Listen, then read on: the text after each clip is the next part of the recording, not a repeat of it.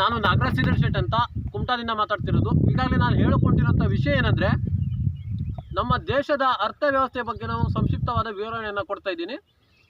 ನಮ್ಮ ದೇಶದ ಅರ್ಥವ್ಯವಸ್ಥೆ ಏನಂದರೆ, ಈಗಾಗಲೇ ನಾವು ಡಾಲರ್ಗೆ ಮತ್ತು ಪೌಂಡಿಗೆಲ್ಲ ಹೋಲಿಸಿದ್ರೆ ನಾವು 87% ಹಿಂದಿದ್ದೀವಿ.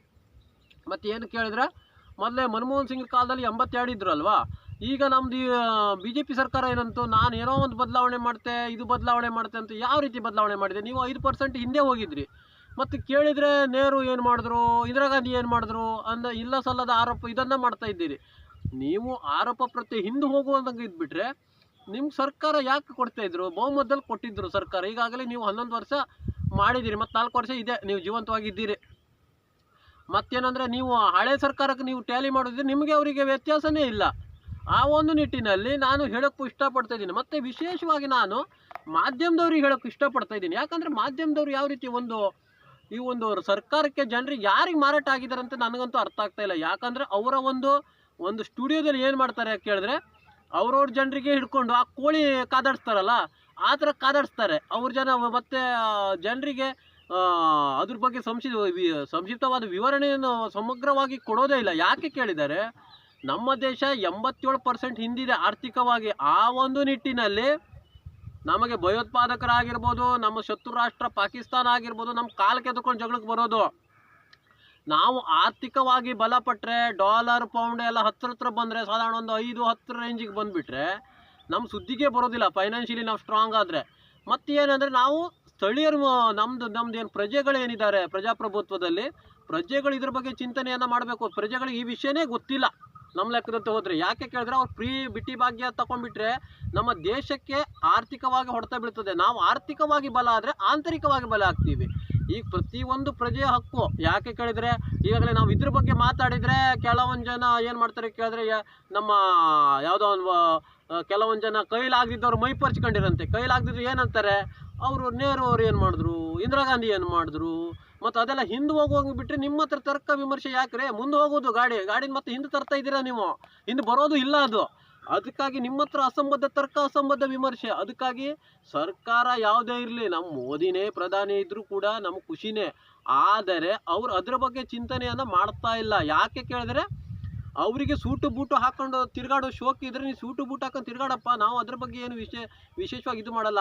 ಆದರೆ ನೀವು ಅರ್ಥವ್ಯವಸ್ಥೆ ಬಗ್ಗೆ ಯಾಕೆ ಇದು ಮಾಡ್ತಾ ಇಲ್ಲ, ಚಿಂತನೆಯನ್ನು ಮಾಡ್ತಾ ಇಲ್ಲ? ಯಾಕೆ ಯಾರ್ದು ವಿಷಯವನ್ನು ನೀವು ತಲೆಗೆತ್ಕೊಳ್ತಾ ಇಲ್ಲ? ತಲೆಗೆ ತಗೊಳ್ತಾ ಇಲ್ಲ. ನೀನು ಇರುವಂಥದ್ದು ಉನ್ನತ ಸ್ಥಾನದಲ್ಲಿ, ಆ ಪದಕ್ಕೆ ಚ್ಯುತಿ ಬರದಂತೆ ನಡೆದುಕೊಳ್ಳು ಅಂತ ನಾನು ನಿಮಗೆ ಒಂದು ಸಲಹೆಯನ್ನು ಕೊಡ್ತಾ ಇದ್ದೀನಿ. ವಿಷಯ ಏನಂದರೆ, ಈಗಾಗಲೇ ನಮ್ಮ ದೇಶದ ಅರ್ಥವ್ಯವಸ್ಥೆಯನ್ನು ನೋಡಿಬಿಟ್ಟು ಅವ್ರು ನಮ್ಮ ಹತ್ರ ಕಾಲಕ್ಕೆ ಎದ್ಕೊಂಡು ಜಗಳಕ್ಕೆ ಬರ್ತಾರೆ. ಅವ್ರು ಚೈನಾದವ್ರ ಹತ್ರ ಹೋಗಲ್ಲ. ಯಾಕೆ ಕೇಳಿದರೆ, ಅವ್ರದ್ದು ಆರ್ಥಿಕತೆ ಬಲವಾಗಿದೆ ಮತ್ತು ಅವ್ರ ಹತ್ರ ವೀಟೋ ಪವರ್ ಇದೆ. ನಮ್ಮ ಹತ್ರ ಆರ್ಥಿಕತೆಯೂ ಸ್ವಲ್ಪ ನಾವು ಕುಟಿತವಾಗಿದ್ದೀವಿ ಮತ್ತು ವೀಟೋ ಪವರು ಕೂಡ ಇಲ್ಲ. ನೀವು ಹೋಗ್ಕೊಂಡು ವಿಶ್ವಗುರು ಅಂದರೆ ಜನ ನೀನು ಹುಚ್ಚಿಡ್ದದೆ ಅಂತ ಹೇಳ್ತಾರೆ. ವಿಶ್ವಗುರು ಅಂದರೆ ನೀನು 1-2ರಲ್ಲಿ 5ರಲ್ಲಿ ಇದ್ದರೆ ನಮ್ಮ ದೇಶ ಬಲಪಡಿಸ್ಬೇಕು. ನನಗೆ ಮುಖ್ಯವಾಗಿ ಫಸ್ಟ್ ನೇಷನು, ಕಡೆ ರೇಷನ್ನು. ನನಗೆ ಫಸ್ಟ್ ನೇಷನ್ ವಿಷಯದಲ್ಲಿ ಬೇಕು. ಯಾಕಂದ್ರೆ ನೀನೇ ಪ್ರಧಾನಿ ಆಗಿರೋ, ನಾವು ಅದ್ರ ಬಗ್ಗೆ ಆಕ್ಷೇಪ ಏನೂ ಇಲ್ಲ. ನಮ್ಮ ಅಂಗ ಪರಿವಾರದವರಾಗಲಿ ಏನೇ ಆಗಲಿ, ಆ ಒಂದು ನಿಟ್ಟಿನಲ್ಲಿ ನೀವೇ ಪ್ರಧಾನಿಯಾಗಿದ್ದರೂ ಕೂಡ ನನಗೆ ಖುಷಿನೇ. ಆದರೆ ನಮ್ಮ ಅರ್ಥವ್ಯವಸ್ಥೆ ಬಗ್ಗೆ ನಾವು ಚಿಂತನೆ ಮಾಡಿ. ಯಾಕೆ ಕೇಳಿದ್ರೆ, ಕಾಂಗ್ರೆಸ್ನವ್ರಿಗೂ ಕೂಡ ಹೇಳ್ತಾ ಇದ್ದೀನಿ, ಕಾಂಗ್ರೆಸ್ನವರು ಭ್ರಷ್ಟರೇ, ಎಲ್ಲರೂ ಭ್ರಷ್ಟರು ಅಂದ್ಬಿಟ್ಟು ಈ BJP ಸರ್ಕಾರ ಬಂದಿರುವಂಥದ್ದು. ಮತ್ತು ಈಗ ಕೇಳಿದ್ರೆ, ನೀವು ಭ್ರಷ್ಟರ ವಿಷಯದಲ್ಲಿ ಮತ್ತು ನೀವು ಕಾಂಗ್ರೆಸ್ನವ್ರು ವಿಶೇಷವಾದ ಚಿಂತನೆಯನ್ನು ಮಾಡಬೇಕು. ಮುಂದಿನ ದಿನದಲ್ಲಿ ನೀವು ಎಲ್ಲ ಸಂಸ್ಥೆಗಳನ್ನು ಕಟ್ಕೊಂಡ್ಬಂದಿದ್ರಿ, ಎಲ್ಲ ಇದನ್ನು ಮಾಡಿದ್ರಿ. ರಾಜೀವ್ ಗಾಂಧಿ ಆಗಿರ್ಬೋದು, ಇಂದಿರಾ ಗಾಂಧಿ ಆಗಿರ್ಬೋದು, ಮತ್ತು ನೆಹರು ಆಗಿರ್ಬೋದು. ಅವರು ಯಾವ ರೀತಿಯಾದಂಥ ಇದು ಮಾಡಿದ್ರು, ಅದೇ ರೀತಿಯಾದಂಥ ನೀವು ನಡ್ಸ್ಕೊಂಬರ್ಬೇಕು. ಮತ್ತು ಹೋರಾಟಗಳ ಬಗ್ಗೆ, ನೀವು ಅಭಿವೃದ್ಧಿಯ ಬಗ್ಗೆ, ದೇಶದ ಭದ್ರತೆಯ ಬಗ್ಗೆ ಚಿಂತನೆಯನ್ನು ಮಾಡಬೇಕು. ಅದು ಬಿಟ್ಟುಕೊಂಡು ಅವ್ರು ಏನೋ ಒಂದು ಕೋಮವಾದದ್ದು ಹೇಳಿಕೆಯನ್ನು ಕೊಡ್ತಾರೆ ಅಂದರೆ ಅದಕ್ಕೆ ನೀವು ಪ್ರತ್ಯುತ್ತರ ಮಾಡಬಾರ್ದು. ಯಾಕೆ ಕೇಳಿದ್ರೆ, ನೀವು ಪ್ರತ್ಯುತ್ತರ ಕೊಟ್ಟರೆ ಅದೇ ಚಾಲಿ ಆಗೋಗ್ಬಿಟ್ಟದ ಅವರಿಗೆ. ನಿಮ್ಗೆ ಹೆಂಗೆ ಕೇಳ್ಕಿದ್ರೆ ನೀವು ಹೆಂಗೆ ಅದು ಹಳ್ಳಕ್ಕೆ ಬೀಳ್ತೀರಿ ಅನ್ನೋ ಅವದೊಂದು ನಂಬಿ ಇದು ಆಗಿಬಿಟ್ಟಿದೆ ಅವರಿಗೆ. ಅದೊಂದು ನಿಟ್ಟಿನಲ್ಲಿ ನಮಗೆ ಧರ್ಮದ ವಿಷಯ, ಧರ್ಮ ಬೇರೆ. ಒಂದು ರಾಜರ ಆಸ್ಥಾನದಲ್ಲಿ ಧರ್ಮ ಗುರುಗಳಂತಲೇ ಬೇರೆ ಇರ್ತಾ ಇದ್ರು ಮೊದಲೇ. ಅದನ್ನು ನೀವು ಏನಾಗಿದೆ, ಇಲ್ಲಿ ರಾಜಕೀಯ ಧರ್ಮ ಎಲ್ಲ ಒಂದಾರಿ ಮಿಕ್ಸ್ ಆಗಿಬಿಟ್ಟಿದೆ.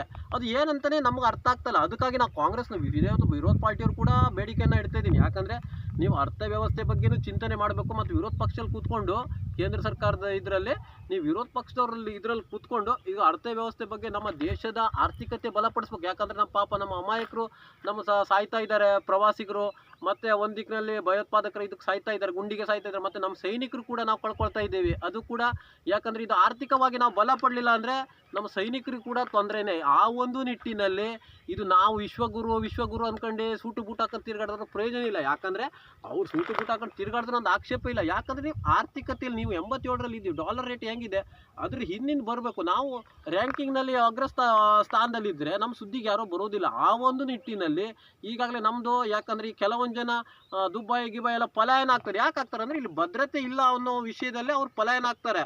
ಆ ಒಂದು ನಿಟ್ಟಿನಲ್ಲಿ ನಮಗೆ ಭದ್ರತೆಯೂ ನಮ್ಮ ದೇಶದ ಆರ್ಥಿಕತೆ ನಂಗೆ ಭದ್ರತೆ ಮುಖ್ಯ. ಯಾವ ಒಂದು ನಿಟ್ಟಿನಲ್ಲಿ ನಮ್ಗೆ ಇವರು ಅದು ಹಾಂಗೆ ಹೇಳಿದ್ರು ನಮ್ಗೆ ಅದ್ರ ಚಿಂತನೆಗಳಿಲ್ಲ. ಯಾಕಂದ್ರೆ ನಾವು ಅದ್ರ ವಿಷಯದಲ್ಲಿ ತಲೆನ ಹಾಳು ಮಾಡ್ಕೊಳ್ಳೋದಿಲ್ಲ. ಬ್ಯಾಡ್ದೆಲ್ಲ ಟ್ರಾಲ್ ಮಾಡುವಂಥದ್ದು, ಇವು ಧರ್ಮ ವಿರೋಧಿ, ದೇಶ ವಿರೋಧಿ ಅನ್ನೋದಲ್ಲ. ನಮಗೆ ಮೊದಲು ದೇಶ ಮುಖ್ಯ. ದೇಶ ಜಾತ್ಯತೀತವಾಗಿ ಕಟ್ಟಿದಂಥ ಈ ದೇಶವನ್ನು ನೀವು ಮುಸ್ಲಿಮ್ಸ್ರು ಇಲ್ಲಿ ವಾಸ ಯಾರು ಮಾಡ್ತಾರೆ ಅವರಿಗೂ ಕೂಡ ಇದು ಜವಾಬ್ದಾರಿ ಇದೆ. ಆ ಒಂದು ನಿಟ್ಟಿನಲ್ಲಿ ನಮ್ಮದು ಗಾಂಧೀಜಿಯವರು ಜಾತ್ಯತೀತವಾಗಿ ಈ ಒಂದು ದೇಶದ ಸ್ವತಂತ್ರವನ್ನು ಕೊಡಿಸಿದ್ರು. ಆ ಒಂದು ನಿಟ್ಟಿನಲ್ಲಿ ಈಗ ಒಂದು ಕ್ರಾಂತಿನೇ ಆಗಬೇಕು. ಯಾಕೆ ಕೇಳಿದರೆ ಇವರು ಬಾಯಿ ಮಾತಿನಲ್ಲಿ ಕೇಳೋ ಥರ ಕಾಣಿಸ್ತಾ ಇಲ್ಲ ಕೆಲವೊಂದು ಈ ಗೋರ್ಮೆಂಟ್ ರೂಲಿಂಗ್ ಪಾರ್ಟಿಯವರು. ಯಾಕೆ ಕೇಳಿದರೆ ನಮ್ಮದು ಆರ್ಥಿಕತೆಯಲ್ಲಿ ಭಾಳ ಇದಾಗ್ತಾ ಇದೆ. ಅದಕ್ಕೋಸ್ಕರ ಈ ಪಾಕಿಸ್ತಾನ ಆಗಿರ್ಬೋದು, ನಮ್ಮ ಶತ್ರು ರಾಷ್ಟ್ರ ಪಾಕಿಸ್ತಾನ ಆಗಿರ್ಬೋದು, ಭಯೋತ್ಪಾದಕರಾಗಿರ್ಬೋದು, ಅವ್ರು ನಮ್ಮದು ಕಾಲು ಕೆದ್ಕೊಂಡು ಜಗಳಕ್ಕೆ ಬರ್ತಾ ಇದ್ದಾರೆ ಅಂತ ಬಾಂಗ್ಲಾದೇಶ್ ಕೂಡ ನಮಗೆ ಕಾಲು ಕೆದ್ಕೊಂಡು ಜಗಳಕ್ಕೆ ಬರ್ತಾ ಇದೆ. ಯಾಕೆ ಕೇಳಿದ್ರೆ ಅವರು ಅರ್ಥವ್ಯವಸ್ಥೆಯನ್ನು ಅಧ್ಯಯನ ಮಾಡ್ತಾರೆ. ಯಾಕಂದ್ರೆ ಮಾಧ್ಯಮದವರು ಅದ್ರ ಬಗ್ಗೆ ವಿಶ್ಲೇಷಣೆ ಮಾಡೋದೇ ಇಲ್ಲ. ಅದ್ರ ಬಗ್ಗೆ ವಿಶ್ಲೇಷಣೆ ಮಾಡಬೇಕು. ನಿಮ್ಮ ಜನರನ್ನೇ ತಂದ್ಕೊಂಡು ಆ ಜೂನಿಯರ್ ಆರ್ಟಿಸ್ಟ್ ಬಾಡಿಗೆಗೆ ಕೊಟ್ಟರೆ ಅವ್ರು ಜನ ಸಿಗ್ತಾರೆ, ಅವರನ್ನೇ ತಂದ್ಬಿಟ್ಟು ಚಪ್ಪಾಳೆ ಹೊಡ್ಸೋದು ಪ್ರಯೋಜನ ಬೀಳಿಲ್ಲ. ಯಾಕಂದ್ರೆ ಮುಂದಿನ ದಿನಗಳಲ್ಲಿ ಇದೆಲ್ಲ ಮಾರಕ. ಮತ್ತೆ ಏನಂದ್ರೆ ನಾವು ಧರ್ಮದ ಪ್ರಚಾರ, ಧರ್ಮದಂದ್ರೆ ನೀವು ಅದು ಹಿಂದೂ ರಾಷ್ಟ್ರವನ್ನಾಗಿ ಮಾಡಿ ಅದನ್ನು ನಾವು ಆಕ್ಷೇಪಣೆ ಮಾಡೋದಿಲ್ಲ. ಅದನ್ನು ಬಿಟ್ಕೊಂಡು ನೀವು ಆಕಳನ್ನು ರಾಷ್ಟ್ರೀಯ ಪ್ರಾಣಿಯನ್ನು ಮಾಡಿ, ರಾಷ್ಟ್ರೀಯ ಪ್ರಾಣಿ ಯಾಕೆ ಮಾಡ್ತಾ ಇಲ್ಲ ನೀವು? ನಿಮ್ಮ ಗೋಕಸಾಯಿಖಾನೆಗಳೇ ಜಾಸ್ತಿ ಇದೆ ನಿಮ್ಮ ಪಕ್ಷದವ್ರದ್ದೇ. ಮತ್ತು ಎರಡನೇದು ಏನಂದರೆ ನಿಮ್ಮ BJP ಪಕ್ಷದವರೇ ಮುಸ್ಲಿಮ್ಸನ್ನು ಜಾಸ್ತಿ ಮದುವೆ ಆಗಿದ್ದಾರೆ. ನಾವೆಲ್ಲ ಅಧ್ಯಯನ ಮಾಡಿದ್ದೀವಿ ಅದ್ರ ಬಗ್ಗೆ. ಮುಸ್ಲಿಮ್ಸೇ ಜಾಸ್ತಿ ಮದುವೆ ಆಗಿದ್ದಾರೆ ಮತ್ತು ಗೋಕಸಾಯಿಖಾನೆಗಳೇ ಅವ್ರದ್ದೇ ಇದೆ. ಅದು ಮತ್ತು ನಿಮ್ಮದು ಹಿಂದೂ ರಾಷ್ಟ್ರ ನೀವು ಯಾಕೆ ಮಾಡ್ತಾ ಇಲ್ಲ? ಯಾಕೆ ಬಹುಸಂಖ್ಯಾತರು ಹಿಂದೂಗಳೇ ಇದ್ದಾರಲ್ವಾ, ನೀವು ಅದ್ರ ಬಗ್ಗೆ ಯಾಕೆ ಚಿಂತನೆ ಮಾಡ್ತಾ ಇಲ್ಲ? ಅದನ್ನು ಮಾಡ್ತಾ ಇಲ್ಲ. ಇವರು ಒಂಥರ ಗೋಮುಖ ವ್ಯಾಘ್ರಗಳಂತವಲ್ವ ಆ ಥರ ಮಾಡ್ತಾ ಇದ್ದಾರೆ.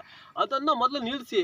ಮೊದಲನೇದಾಗಿ ನಮ್ಮ ದೇಶದ ಬಗ್ಗೆ ನೀವು ಆರ್ಥಿಕವಾಗಿ ನೀವು ಇದುವಂಥದ್ದು ಬೆಳವಣಿಗೆ ಮಾಡುವಂಥದ್ದು. ನೀವು ಮನ್ ಕಿ ಬಾತ್ ಮಾಡ್ತೀಯಲ್ಲಪ್ಪ ನೀನು, ಅದ್ರ ಬಗ್ಗೆ ನೀವು ಎಷ್ಟು ಅಭಿವೃದ್ಧಿ ಮಾಡಿದ್ದೀರಿ, ಎಷ್ಟು ನಾವು ಏನು ಭದ್ರತೆಗೋಸ್ಕರ ಮೀಸಲಿಟ್ಟಿದ್ದೀರಿ ಹಣವನ್ನು, ಎಷ್ಟು ಶಸ್ತ್ರಾಸ್ತ್ರವನ್ನು ಖರೀದಿ ಮಾಡಿರಿ, ಅದ್ರ ಬಗ್ಗೆ ನೀವು ಹೇಳು. ನಾವು 87ರಲ್ಲಿದ್ವಿ, 86ರಲ್ಲಿ ಬಂದ್ವಿ, 85ರಲ್ಲಿ ಬಂದ್ವಿ, ಇದ್ರ ಬಗ್ಗೆ ಮಾಡಿದ್ರೆ ಜನ ನಂಬ್ತಾರೆ. ಅದನ್ನು ಬಿಟ್ಕೊಂಡು ಅದು ಯಾರ್ದು ಧರ್ಮದ ಬಗ್ಗೆ ಮಾತಾಡೋದು, ಮತ್ತು ಯಾವುದೋ ಶಂಕರಾಚಾರ್ಯನ ಬಗ್ಗೆ ಮಾತಾಡೋದು, ಅದೆಲ್ಲ ಮಾತಾಡಿದ್ರೆ ನೀನು ಧರ್ಮಗುರು ಅಲ್ಲ. ನಿಂಗೆ ಧರ್ಮಗುರು ಅಂತ ಪಟ್ಟ ಕೊಟ್ಟಿರೋದಲ್ಲ. ನಮ್ಮ ಧರ್ಮದಲ್ಲಿ ಹಲವಾರು ಧರ್ಮಗುರುಗಳಿದ್ದಾರೆ, ಅವ್ರಿಗೆ ಬಿಡ್ಬೇಕು. ಅದನ್ನು ಬಿಟ್ಕೊಂಡು ಅವ್ರಿಗೆ ಬಿಟ್ಟರೆ ಅವ್ರ ಧರ್ಮಗುರು. ನೀನು ಧರ್ಮಗುರು ಅಂತಲೇ ಗೊತ್ತಾಗ್ತಾ ಇಲ್ಲ ನನಗೆ, ನೀನು ಪ್ರಧಾನಿ ಅಂತಲೇ ಗೊತ್ತಾಗ್ತಾ ಇಲ್ಲ.